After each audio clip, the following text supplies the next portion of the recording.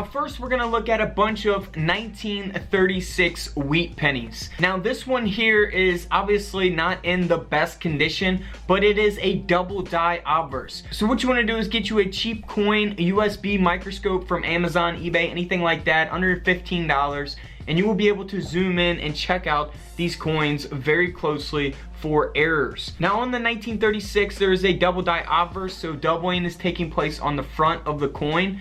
Now you want to look for all the lettering and the date to see if that's doubled. This coin here, even in its condition, still sold for over $175. Just to show you a few more that sold for less or even more than that, this one here sold for over $125. And it's at a very fine grade, so it's on the lower end of the grading scale. It's not like a mint state coin or anything like that, but it's still sold for over $125. So make sure if you guys have these coins in your collection that you are searching through them underneath your coin microscopes. Here's just another example of a 1936 double die obverse. Now this is an uncirculated one, and it's got a questionable color is what it says here on the grade. It's got like that rainbow-like tone to it, so very cool there. And this one here sold for over $325. Now if you want to look at one that is in excellent condition where you can see a lot of the doubling,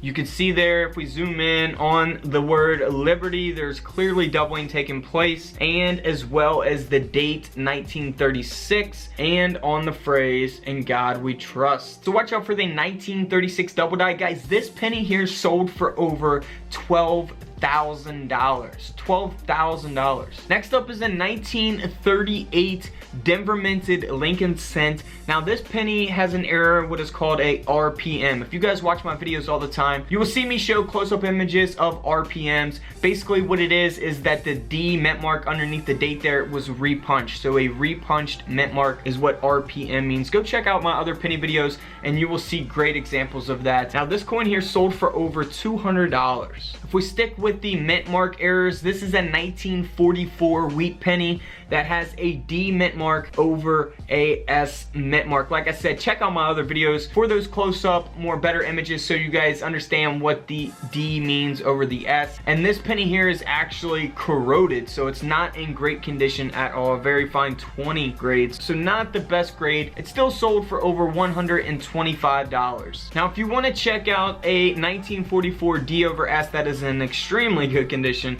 here if we zoom into the D, you can see the top of the S above that D there on the 1944 wheat penny. This thing here, believe it or not guys, sold for over $21,000, and that is because you have that error and it's got a very, very high mint stated grade. So watch out for the 1944 D over S mint mark. Next up is a 1931 Denver minted Lincoln cent. Now this penny doesn't have any type of error, and it's in circulated condition. It's not a high graded coin or anything like that, but it is a key date. They only made a little over 4 million of these coins, so that's what's going to give it a little bit of value. This one here sold for over $50. Next up is a 1931S. Now if you guys have a 1931S, you could probably sell it very quick because they only made 866,000 of these coins. So very rare to find something like this. If you do have it, you could definitely sell it no matter the condition. This is a good example of that. This is an improperly cleaned coin. You never want to clean your coins, by the way. So it obviously devalued the coin,